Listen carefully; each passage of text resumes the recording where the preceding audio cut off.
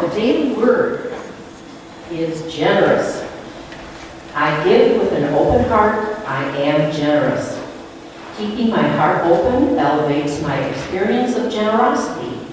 If I have begrudgingly fearful of not having enough for myself, I am not being truly generous. There is joy and trust in being generous. There is joy in knowing there is no lack at the level of spirit, and my generous impulses are my way of demonstrating my faith in this truth. I place my trust in the spiritual truth that as I give, I also receive. Generosity is a spiritual practice, a commitment to fully participating in the flow of life. As I give generously, I receive the richness of grace, love, and peace. I relax into the flow of synchronicity and receive unexpected blessings. Generosity is the gift I give myself. The point is this: the one who sows sparingly will also reap sparingly, and the one who sows bountifully will also reap bountifully. 2 Corinthians 9:6. I want everybody to turn away to people online, because I'm grateful right where they're at. They don't have to be here. I still love them right where they're at. Oh, that's not another no. Did you turn it on? I didn't do anything. Turn it I on. did. Now It's on. thank you, Rachel. I love human moments. They're good for laughter. Thank you for loving the human in me. Let's take a deep breath. I think we just needed the shake, shimmy, and stretch and roll. That's what I think, so. Let's begin. One more deep breath before we say our speaker lead. Right in this moment, we are being. We don't always have to be doing. So join me as we say our statement of being with full consciousness, hearing this affirmation of our truth. God is all, both invisible and visible. One presence, one mind, one power is all. This one that is all is perfect life, perfect love, and perfect substance. I am an individualized expression of God. I am everyone with this perfect life, perfect love, and perfect substance. And so it is. Take that in and really feel that truth. As we get ready to settle into meditation, I invite you to allow yourself to be fully supported in this space. Fully supported by the chair that is beneath you, wherever you may be sitting at home. And know that as that chair fully supports you, spirit fully supports you, mind, body, and spirit. Right where you are is a sacred space. Right where you are, God is. So close your eyes if you're comfortable, and give yourself permission to release everything that you can. The rush to get here, the cold weather, the laundry to be done, let it all go. And now with your next breath, give yourself permission to release the rest. And just be right here, right now, in this sacred space.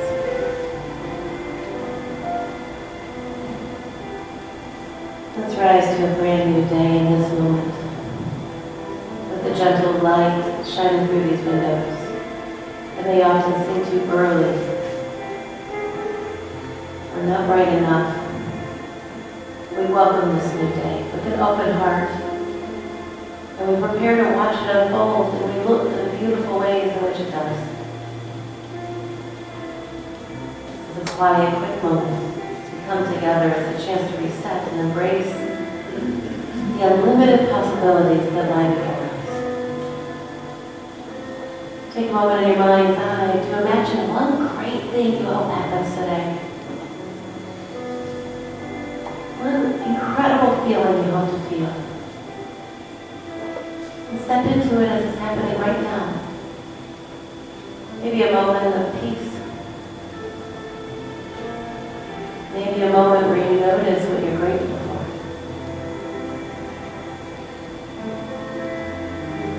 Maybe a moment where you feel love or hope. Step into that moment in this place, in this moment right now. What possibilities will find you today?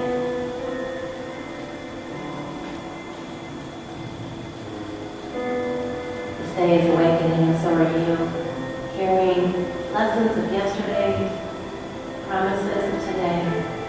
So let's take this moment just to be grateful. Be grateful and leave this moment, move into this moment and through this moment with purpose.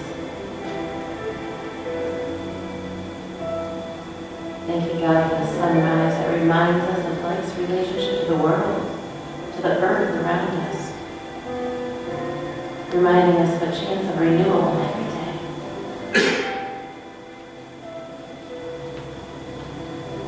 As we step further into this day, we approach it with mindfulness, kindness, and a sense of responsibility. Just picture what that looks like for you. What does kindness feel like in your world in this day?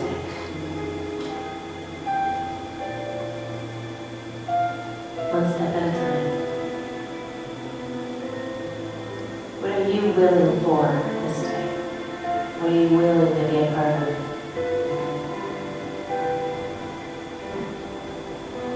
Take that breath in and know that our thoughts are prayers. And as we think of the beautiful possibilities of these days, of this day, and these days ahead of us, as we think those thoughts, we open up the possibility even further as our prayers are heard.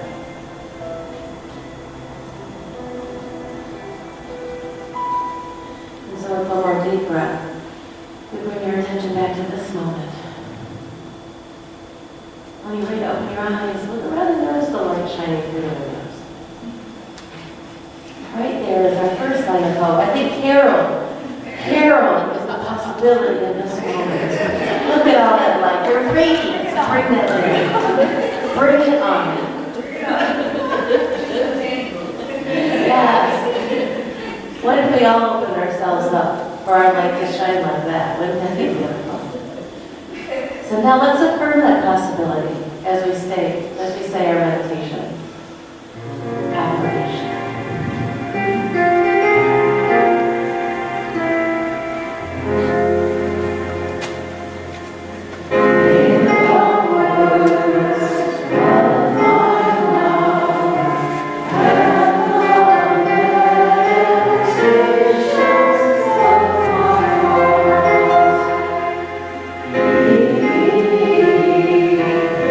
Acceptable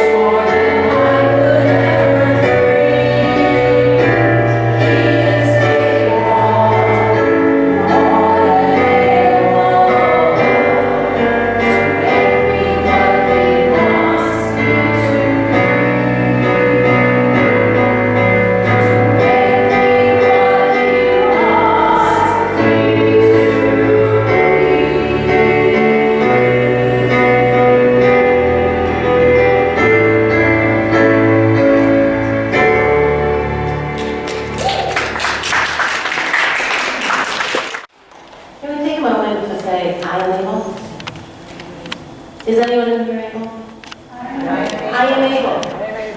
All right, I was about making this remote, we all fell asleep. Which I would understand, but I am able.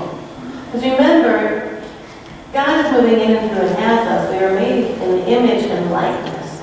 All that Jesus did, all that God can do is within us. All of it. I am able. One more time. I am able. I am able. Doesn't that feel good? Just to remember that I am able. I am possible. So, I like the monthly observation. So let's take a look and see what's going on this month. Although we're almost at the end of the month, right? So this month was self-love month. Hunt for happiness week was last week. Did anybody notice anything happy last week? We got one. All right, that's a start. Two and a half. Okay. It's like auction.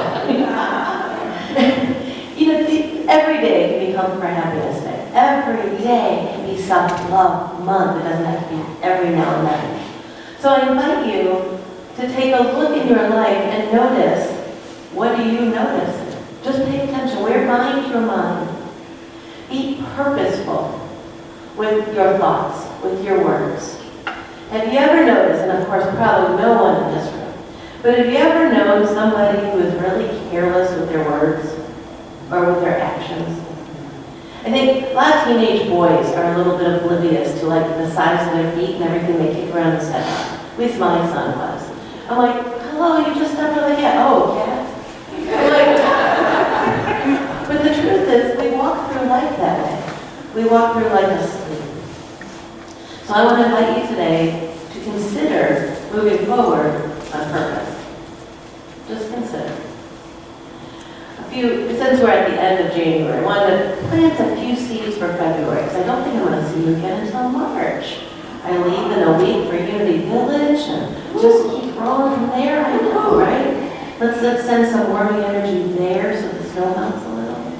I mean, keep it here if you need to, like that. But let's look at February. So let's see, it's American Heart Month. Plant Seeds of Greatness Month.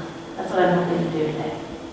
Random Acts of Kindness Week is the second week. Madly in Love with Me Day shows up next month. Also National Margarita Day. If I didn't get you yet, they can't have you. That, for the record, that's the 22nd, so you have time to prepare. But let's think about planting seeds of greatness. More so even, being on purpose. There's a couple scriptures. I like to look at the metaphysics of scriptures, but today we're going to look at our own metaphysical interpretation. Charles Fillmore did a lot of the work for us, but the work continues with us. And these two are very simple, but I want to see where we may go with them. So first in Jeremiah 29:11 it says, God has plans for people that will give them hope and a future. God has plans for people. We're people that will give them hope and a future. The plan isn't necessarily predetermined, or maybe it is, we could all have it wrong, but the plan is up to us to determine. And our thoughts and our prayers guide us through that. Guide us through this day. For me, every morning I have a friend, we text first thing in the morning with our intention for the day. Now, intention isn't a to-do list. An intention is, what do we want to bring to this day? What do we bring to the table? How are we going to show up? So sometimes for me, if it's a really big, busy day at work, my intention is focus and mindfulness. So, because often my mind is in many different places. Anyone else? And so if I really have a project to work on, I can't be in 18 places at once. So sometimes my intention is simply to be right here. Sometimes if I'm going into a chaotic situation or something that's just going to be really busy and all over the place, my intention is peace. To maintain that sense of peace. So your plan begins with every choice you make, every thought you think, every decision you make. And in every one of those, we have a choice. So this plan, let's think God has plans for people that will give us hope in the future. If God is moving in and through and has us, then what is our plan? What does hope look like to you? How can you bring hope into this day? Let's just start with the next step. One day at a time, sometimes it's one breath at a time. If that's what you can muster up, one breath at a time. How can you bring that? Because the next moment is the only future that we need to think about. Just the next step, just the next moment. Then in Ephesians 2:10 it says, people were created for good works that God prepared beforehand. Now, for me, if I was going to metaphysically interpret anywhere, in any word, because if you'll know, if you've ever looked at the Revealing Word of the Metaphysical Bible Dictionary, the messages are broken down metaphysically by word, not necessarily by the whole message. And if I were to break that down myself, I would say prepared beforehand. I would interpret that and think about that as, what have we been armed with? The 12 powers, the ability to change our thoughts, the ability to direct our words. We were prepared by being empowered. We have everything it takes to do the work that God prepared us for, that God prepared Jesus for, that we heard all these stories about. This wasn't just one person that got this opportunity. It's all people. People were created, not Jesus, not one, not an individual, not just Linda, and then funny, I'm looking like, not just the Lindas, right? People, all of us, right? 3, yes, thank you. I was looking at you, you're right. So, and you 3 as well, and me and everyone else. So God has plans for people that give them hope in the future. We were created for good works that we were prepared for. Ooh, that sounds like responsibility. Well, I did just mention teenagers, right? I sometimes run from it. Our inner teenager is still alive, just like your inner toddler. You ever have a temper tantrum and somebody's like, okay, you're a happy kid. I'll tell you what, even Jesus said, be more like little children. I'm just saying, let your inner child out to play. And the good news about children is, if they do have that temper tantrum, it lasts about this long, and then they get up, they brush it off, they move on, and they're like, okay, can we be friends again? I want to play ball.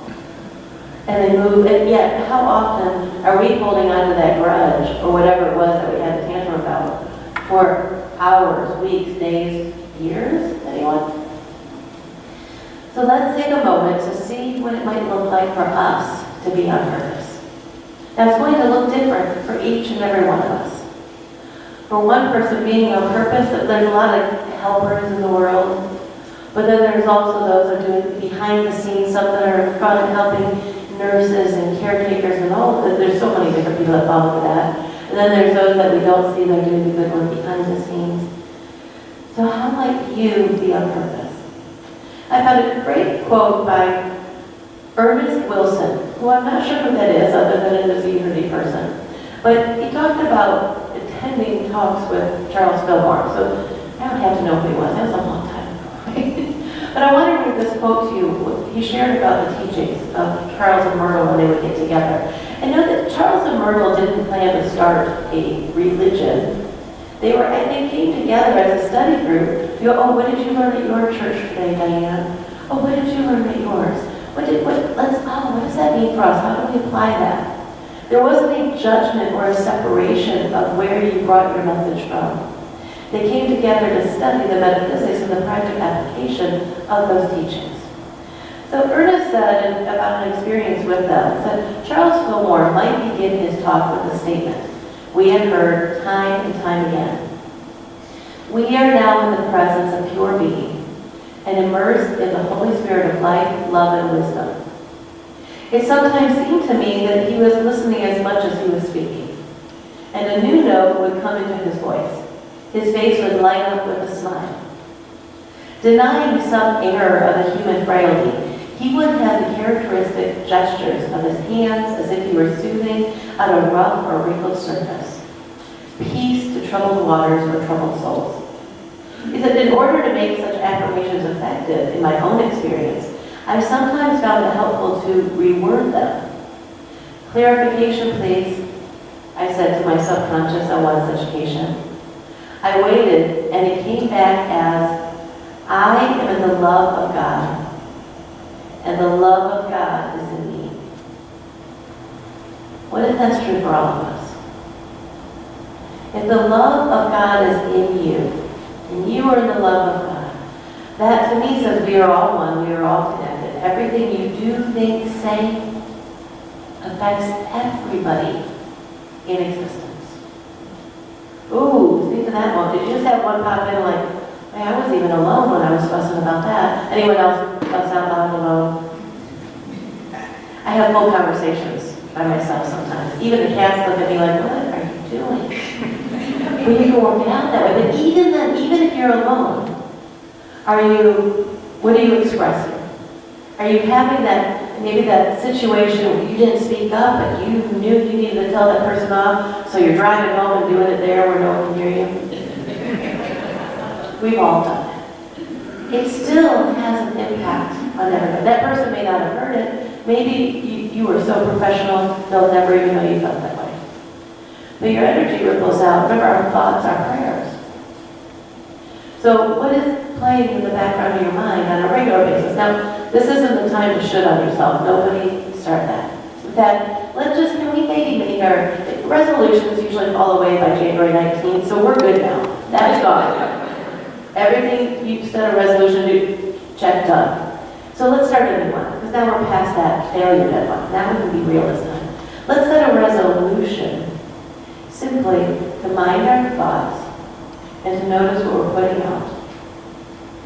And to be purposeful. So let's think through that moment. That moment when maybe we were sending out something alone that we didn't need to. And think about a moment that came back to you, where you suddenly felt irritable, or you felt an energy in a room, and who knows, maybe whatever that is, we go into this judgment. And so, as we're minding our thoughts, if that's our resolution for this year, notice when those shoulds come up. Just notice. It's not a time to judge. But the more we pay attention to what's playing in our mind, the quicker we can catch it when it's throwing itself on.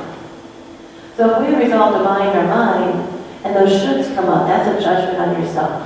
And like, didn't I just read that God, I am in the love of God, the love of God is in me? So if I am judging myself and beating myself up, oh, I'm doing that to God as well. If I'm doubting myself and my ability, I'm doubting that Christ's presence within me. And now I know we've all had times where we even directly doubt God or question God.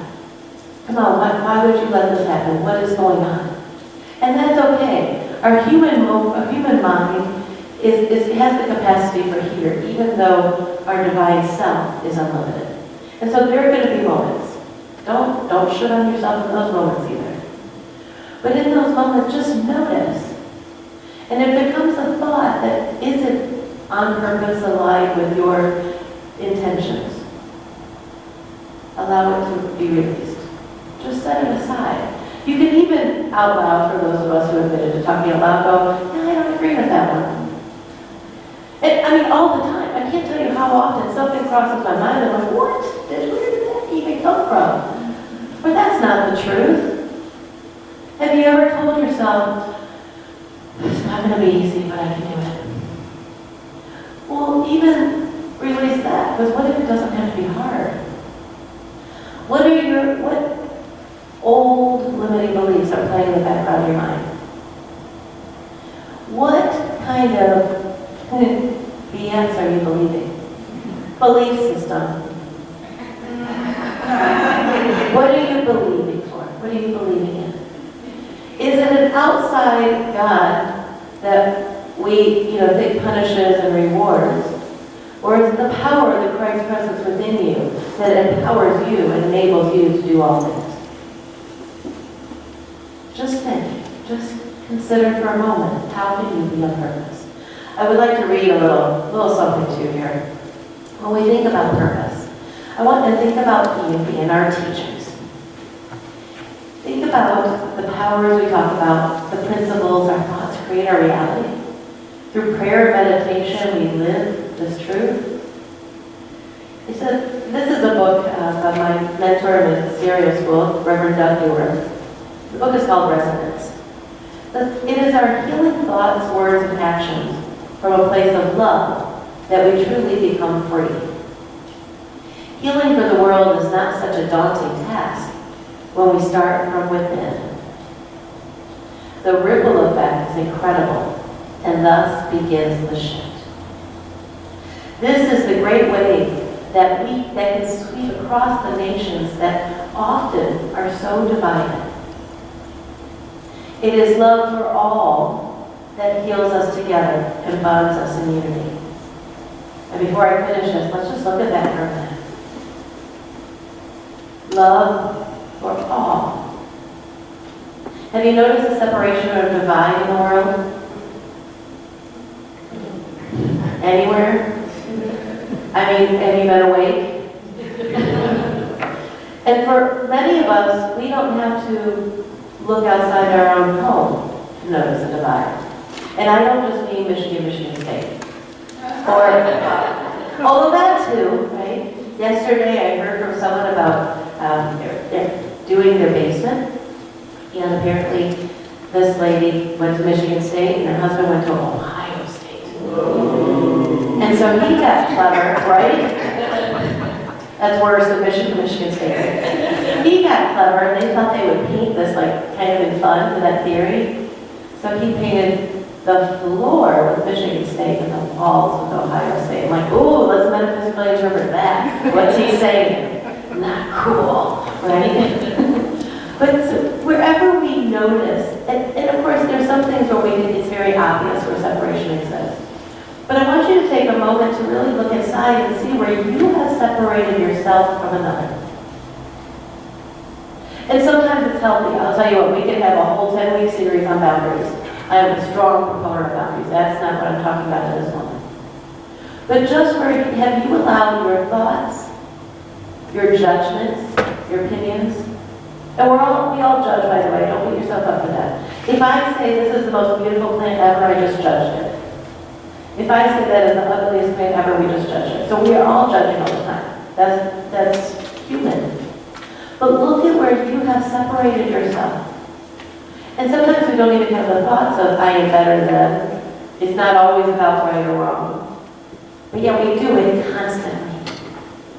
We will show up one way for this person. We will show up completely different for another, and they're in the same situation. And it's not about judging yourself or beating yourself up for it, but simply noticing. Because once we're aware, first of all, you may become aware of something you've been thinking, doing, or believing that you don't agree with, and then you have this beautiful opportunity to shift. But only if we notice, only if we are purposeful with our thoughts, will we ever even notice. This isn't just unconscious biases, but holy cow, those too. This is in our everyday life. So let's look at this, let's go on a little bit further. He goes on to quote Nelson Mandela. He says, Nelson Mandela writes, "For to be free is not merely to cast off one's chains, but to live in a way that respects and enhances the freedom of others." As we claim and appreciate the gifts of freedom, let's remember a unified dream and celebrate the many ways in which that vision has evolved as we co-create the next wave of freedom for everyone. It truly starts within. And then he asks the question, how will you actively celebrate your freedom today? And I want to encourage you to consider the idea of celebrating it by the freedom of thought. We talk a lot about these other freedoms in the world, the freedom to free speech and to do this and to do that. But if it starts within, let's look at the freedom there. Let's be on purpose. With our thoughts, with our words, with our prayers. And I'll tell you what, that song, Our Thoughts, Our Prayers, that is like a quick reminder to me every time. It's like, oh my gosh, do you know what I was thinking yesterday? I mean, and again, it's not about shooting on yourself. We all have thoughts that we would probably not admit to in church. Anyone? Maybe daily. And those are in many categories. Wherever your mind went, someone else's mind went somewhere else. Thoughts that made him feel ashamed about. And release the shame and instead shift. What does shame, guilt, blame cause? Your own suffering and nothing more. So how does that help you? If all of a sudden you're beating yourself up and you're feeling bad, oh my gosh, I should have said that, or I feel bad for that, or even if it's an unforgiveness or resentment, of blame, that's holding you in bondage. The basics of Lessons in Truth, very first chapter. Liberty or bondage, bondage or liberty. You choose. So if we're on purpose with our thoughts, then we can direct them, guide them, shift them as needed. It's kind of the beginning of here. Everybody sets these goals, these resolutions, and I'm a big one about yesterday I did 2 goal-getters workshops, one for adults, one for teens. And one of the main points that I shared with everyone, first of all, what is your why? Why are you doing this? Why are you setting this goal? But also, you must review often. Have you ever set a goal and then decided you didn't want it after all? Years ago, because I'm a Reiki practitioner, I thought, oh, massage would be cool to go with this. And I attended a free class at Irene's myelosology school. And about 20 minutes in, or 5 maybe, I thought, yeah, change your mind. I want massages all day long. I don't want to do it. I don't want to be the one getting them. And that's okay. But how often have you found yourself mindlessly, whether we mindlessly pray, even forget what the words are saying to us, and we all do it, right? Or mindlessly going through your job or through your life, through your everyday, without even noticing if you're on purpose? Do your daily routines support your goals and your desires? Or do you wake up and have cake for breakfast when you want to be healthier? And again, that's not a judgment. But if you're like, oh my goodness, that routine of ice cream every night before I go to bed, so that doesn't seem to help me sleep better, if that's your goal. And again, it's not a judgment. And those are kind of silly, fun examples. But if we really take a moment to be on purpose with our thoughts, we might find that we're what's in the way. That we're what is holding us back from peace. We are in control of our own experience. But if we are moving through life half asleep, if we are just on auto mode, then we don't even notice it's happening. It's the teenager who just stepped on the cat and said, "No cat," even though it went, "Oh," right? Honey could do that sound better, right? You've heard that sound. It's loud. How do you not notice it? And yet, we are walking through life half asleep. So take a moment right now just to think about if you were going to be on purpose, and there is no right or wrong answer to this. What would your purpose be? Just one. I think we all have many, many, many, many. But if you were to say, if somebody said to you, who have you come here to be? Who have you come here to be? This planet, to this life, to this experience. Who have you come here to be? Who have you come here to be? What's the first thought that pops in your mind? Or what's something you're like, I don't know, but I would love to be this. I'd love to be this. I'll tell you, speaking of goal getters, one of the fun things that many people have done are vision boards. And I have shifted over the years, rather than encouraging people to have pictures of the stuff they want, to find pictures that represent how they want to feel, what they want to be, how they want to show up as. And that's very different, and all the stuff will come with it. But who have you come here to be? If you were to say that I want to be on purpose, what does that mean to you? So there's this great book, and I'll have it out there if anybody wants to randomly open a page, which is something I love to do with different books. Randomly open a page and see what it might say. The title of the book is Who Have You Come Here to Be? 101 Possibilities for Contemplation. This is one of my absolute favorite books, and it's beautiful artwork. I mean, there's just some beautiful pictures, but let's randomly look. This one I just opened up. I have come here to be wonder-filled. From the tiniest bud of a tree in spring to the tiny toes of a newborn babe, the world is full of moments of wonder. The feeling of wonder opens our hearts, and loving gratitude pours forth. From a hole in one to the dawning of a new day, wonder is everywhere. Fill yourself with wonder and let that wonder flow forth from you in all that you do. Wherever wonder wanders, joy is sure to follow. And then it gives you a great affirmation. It says, boredom is an illusion that fades upon the slightest examination. The wonders of this world are awesome indeed. Each moment I notice more wonder, and joyful gratitude pours forth from my heart. Now this really was random, and yet that fit exactly into what I was saying. God is is so good. Have you noticed? Or have you not? Have you been so busy that you've even missed how good God is? Have you ever run into somebody, like literally bumped into somebody, maybe in the grocery store, and not even noticed what they look like? And maybe you weren't even being rude, you're just like, oh, sorry. And you don't, now I've actually had that happen before, only I did turn around, and I had just apologized to a mannequin. True story. That's just a good example. In those, we live our lives that way. And yet, when's the last time you literally or metaphorically bumped into someone and didn't even pause to say thank you? Much less look at them, much less notice them. How many people do you interact each day with without even looking at them, without connecting, without being purposeful? And when it really goes to the extreme, it looks like, oh yeah, and then you start even looking away and walking away before you finish your sentence. But it starts within. If we look out into the world, if we see that I love sound effects, I only wish they were more purposeful. I've told you before that I'm waiting for the music director that can read my mind and suddenly sing with the song that just popped in my head. If any of you could figure that out, that'd be awesome. Scary to read my mind most days, but that part would be awesome. But if you were going to be more purposeful in your thoughts, in your interactions, if you look out into the world and you see the separation, the divide, how can you show up in a purposeful way to build a bridge, to be part of the solution?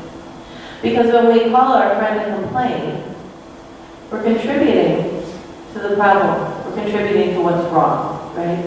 Or when we go into fear, because a lot of people, we're getting better at, well, now I'm being maybe naive or delusional.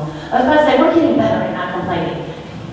Total delusion right there. Some of us are getting better at that. But there's a lot of that in the world. And of course, there's lots of reasons to complain, to fuss, to be unhappy about things. You know, I think of Byron Katie, whenever I think about things like that, her book, Loving What Is. And if you just look at the title, you're like, how can I love that? That's not good. But that's not her message at all. It's accepting that this is what is, and I can still be loving that moment, and I can still be peaceful, and I can still be on purpose. So if you're looking out into the mirror, we don't have to go far, right? Into the mirror, into our family, into our workplace, into the world, and we don't like what we're seeing, are we contributing to the solution, to the love, to the healing? Or into the energy of, this is bad, this is wrong, this is whatever it is, right? Because whatever we go looking for, we find. And it's all included. So what if we move through this year, this month, the rest of the month? Let's start there. It's the 26th. Maybe we can do this for 4 days, 5 days, 5 days. Let's see if we can start with 5 days. Let's not get extreme here. I think we can be on purpose for a whole year. Although, I think you can. But let's just start for the next 5 days, 4 or 5 days. Let's take the rest of January, this month when everybody drops their goals within a few weeks. And again, no judgment, no shame. When everybody moves, they start New Year's Eve, like, it's going to be a great year, and then, you know, oh, but it was -15. How is that great? Well, isn't it great that we had to work hard to drive to work? Isn't it great? So when those moments show up, rather than going into judgment, can you shift it? Instead of, I have to go to work, I get to go to work. What if everything goes wrong? What if everything goes right? You know, 696 is getting ready to close again for 2 years. And this happened a few years back. And both times, different directions now, it was more than 50% of my ride from home in St. Croix Shores to my job in Southfield. Well, there's some opportunity to fuss, whine, moan, and complain. And so last time, and I just found it and put it in my purse. I have stock in my purse and in my car. A friend of mine and I decided, and we didn't do it all the time, but to wear our red clown noses as we drove to work. You can't be mad when you're wearing a clown nose, right?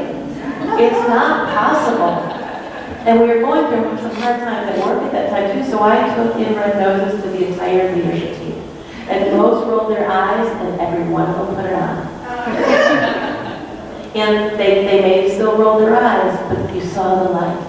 That first time I drove to work with that red cloud nose on, I don't even know if anyone else noticed, because I was so busy giggling at myself the entire drive that I had tears. I think my makeup was gone by the time I got to work because it was funny. And I didn't feel any stress. So if you're facing something that just pushes you, triggers you, or works on your last nerve, let's go, okay, let's be on purpose and say, all right, this is what is, because anything outside of us is not in our control. But what is a tool, what is a method that I can use to help me move through it? And if you've been awake here at all, you've been taught many, many tools over the years. Prayer, meditation, prayer partners, mindfulness. Phone a friend, but choose wisely. Be on purpose with that too. Don't call the friend that'll say, ooh, I'm with you. Call the friend that says, you know what, you got this, how can I support you? For me, I have a couple of friends that I can call and say, tell me something good. And they're not going to say, what's going on? They're going to tell me something good, and I'll say thank you, and I feel better when I move forward. So I invite you to think about what is purposeful for you. How can you be more on purpose? I invite you today to wake up. To wake up and to own the powers within you. To recognize, to celebrate, to be grateful for the Christ present within.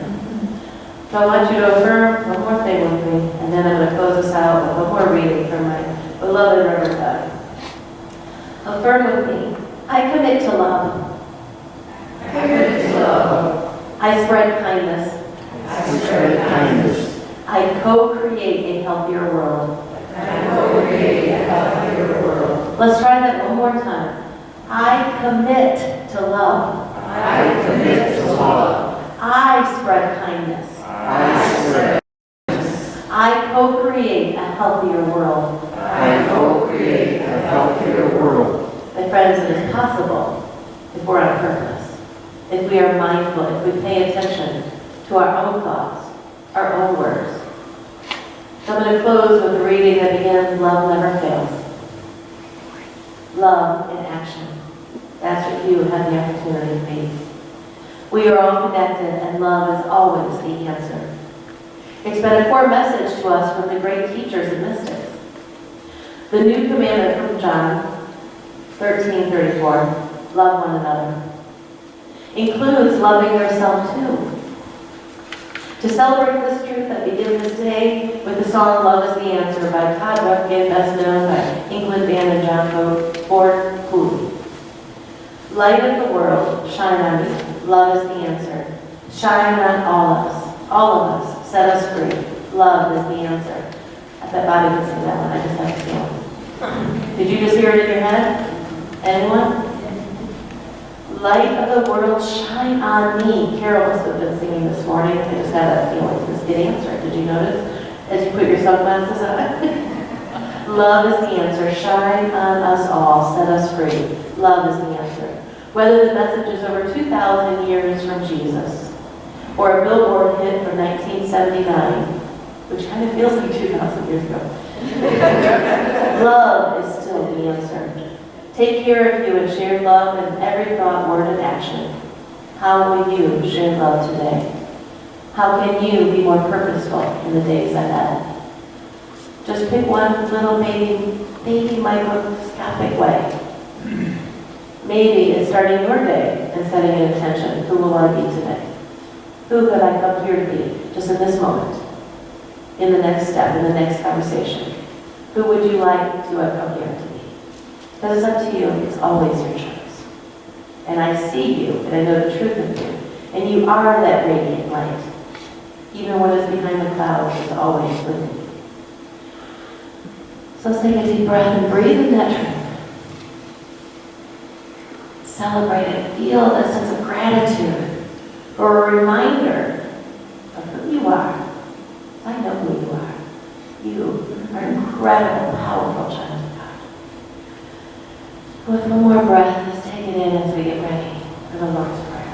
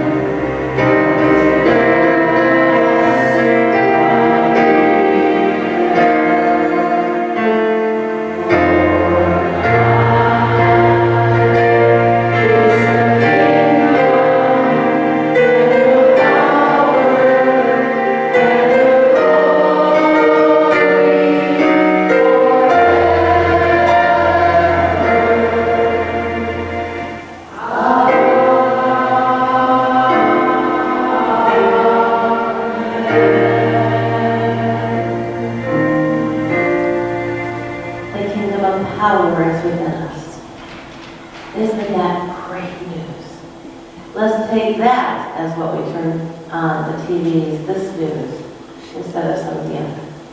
So now is our time of offering. Time where we give of our tithes. But it's not just tithing of monetary funds, it's tithing of our time, our talent, and our treasure. So as you hold your tithes in your hands, and even if you're not doing a monetary donation in this moment, hold in your hands that feeling of love, that image of being on purpose, the gratitude within your heart. Because as we give of our time, our talent, and our treasure, as we give of our prayers, as we give of thoughts of love, we acknowledge, affirm, and thank God for being the source of all that is. Of all that is good. So now let's say our offering prayer together. Divine love, through me, blesses and multiplies all that I have, all that I give, and all that I receive.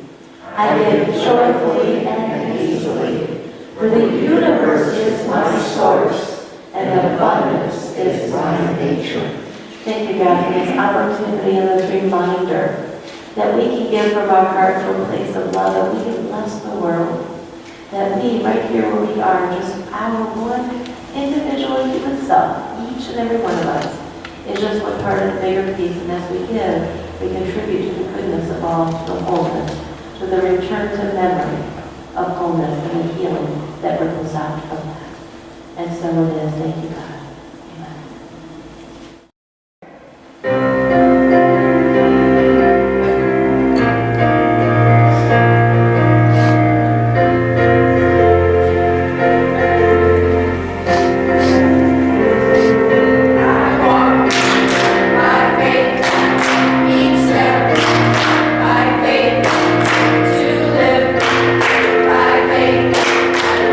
Trust in you.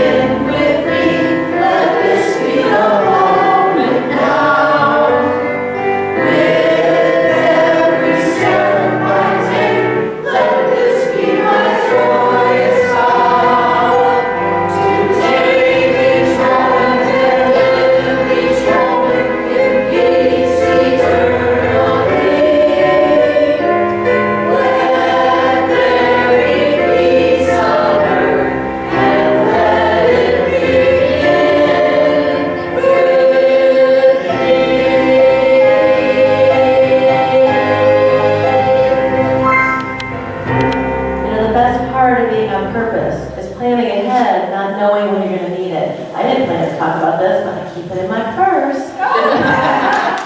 So being on purpose might mean saying, you know what, if ever I need a smile, I don't know when I'm going to need it, so I'm going to have a toolbox in the car and in my purse and anywhere you ever need it. Being on purpose isn't always in the moment, because sometimes in the moment, we're not thinking clearly.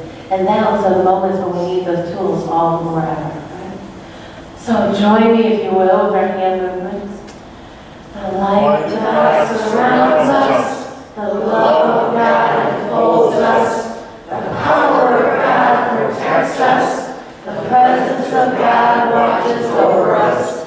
Wherever we are, God is, and all is well. Go out and share some good today. You get to be that light, not just when you're in the right seat at the right time, but everywhere you go. Have a great week.